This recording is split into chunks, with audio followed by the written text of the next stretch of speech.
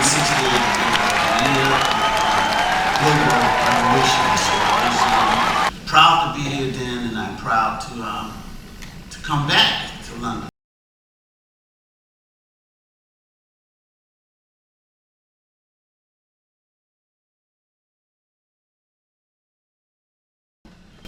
Our Black Panther Party started as a result of the police abuses in our communities, but as a matter of fact, it was much more than that. It was the issues of dilapidated housing, and, unemployment, the issues of racism, pretty much the issues that we're dealing with here today in your community, and I say community because Huey Newton coined the phrase intercommunalism, which means that there's an interconnection of communities. We're all a community of the empire that is the United States of America.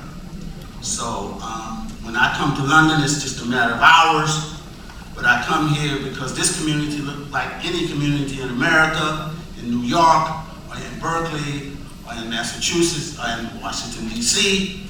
We're all pretty much catching the same hell from the same oppressors because we're all communities of the empire. The Black Panther Party actually organized around three particular characteristics. In our early stages, in browning stages, we were a self-defense organization. We used to patrol the police in our communities with guns. And one of the things that's so important about that particular period, and I have to emphasize the fact that Huey Newton could give a straw about the guns. It was really not about the guns.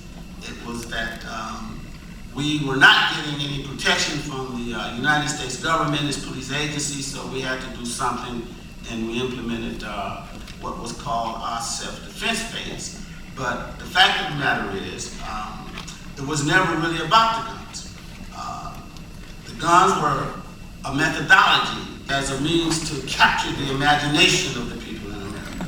And Huey Newton was very clear on that. Huey Newton would say that if the guns were really revolutionary, then the fascists would be revolutionary because they have more guns than we do. So it was never really about the guns. The guns were really a means toward an end. We understood that we would never be any match for the United States government with all of its military and all of its power using the gun. But it was necessary that we demonstrate in our own interest that we wanted the cessation of all of those violent actions against the people in our community. In many cases, kids were killed for stealing a car, and they were executed right on the street. The only government that people knew in the community during that particular time was the police. That was the first response that happened in many of our communities. So we organized at first along the lines of self-defense. It was very short-lived. We quickly evolved from the self-defense phase of our movement to what is called the reform period in our movement, where we actually ran Black Panther Party members for electoral office. Huey Newton, who was then in prison for being accused of killing a police officer in Oakland, California, and wounding another. Huey Newton was on the ticket as an independent for the congressional district there in Oakland, California. Eldridge Cleaver, we ran for president in 1967. And we ran our co-founder, Bobby Seale, for the assembly seat. And we ran Kathleen Cleaver, Eldridge Cleaver's wife, for an assembly seat. So that was the reform. As we grew, as we continued, we saw the need to really begin to address the very basic desires and needs of people in the community, because if we were not doing that, we're going to be isolated as we were, because by 1968, I don't know, some 15 or 20 members had already been killed. So we quickly had to adjust our approach, and then we began to get involved in what is called the survival programs of our Black Panther Party. We implemented very early on the Breakfast for Children programs, where in California, we fed some 200,000 young people a breakfast on the way to school. We implemented during that particular time busing programs for seniors because seniors were being mugged and were afraid to come out of the house, so we took it upon ourselves to get transportation. We would take the seniors to the banks. We would take them to the hospitals for medical services. We did un-American things like giving seniors free prescription and giving them free medical care. We were also involved in sickle cell anemia testing in the community in Oakland, California, where I'm from, where the Black Panther Party started. We tested, in conjunction with the local children's hospital, 50,000 African Americans for sickle cell anemia. Over a 5-year period, we tested 500,000 African Americans for sickle cell anemia, to the extent that it forced the government to implement sickle cell anemia research that was under the presidency of Richard Nixon. If you look at our 10-point program in point number 6, we call for universal health care. And remember, this is 1969-70. Point number 7 is the point that deals with the end of police occupation in our community and the end of violence in our communities.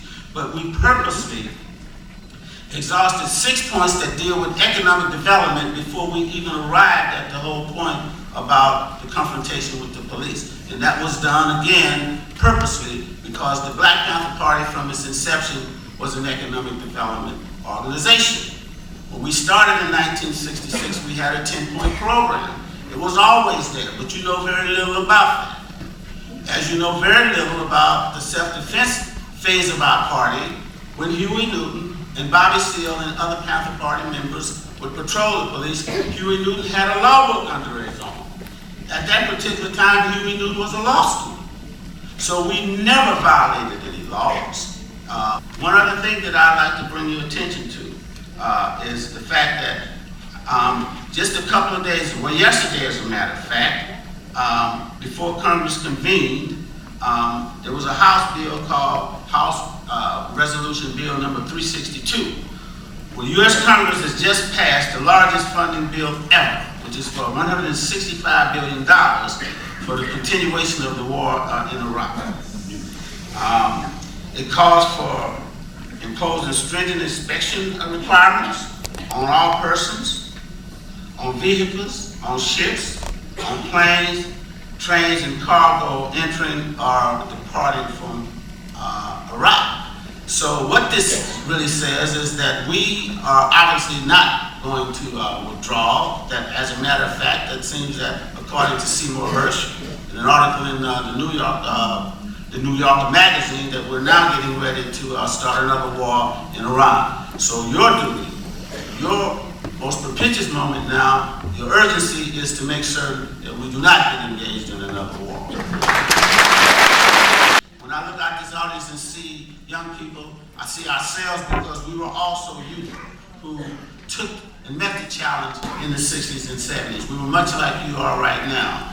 And I think that if there's any lesson that you can draw from the history of our Black Panther Party, that is that it is possible for you to usher in change as we did. You just have to be willing to get involved in issues in your community. And I think if anything you get out of these discussions today, that is that young people did it in the 60s and 70s. Your generation can do as much.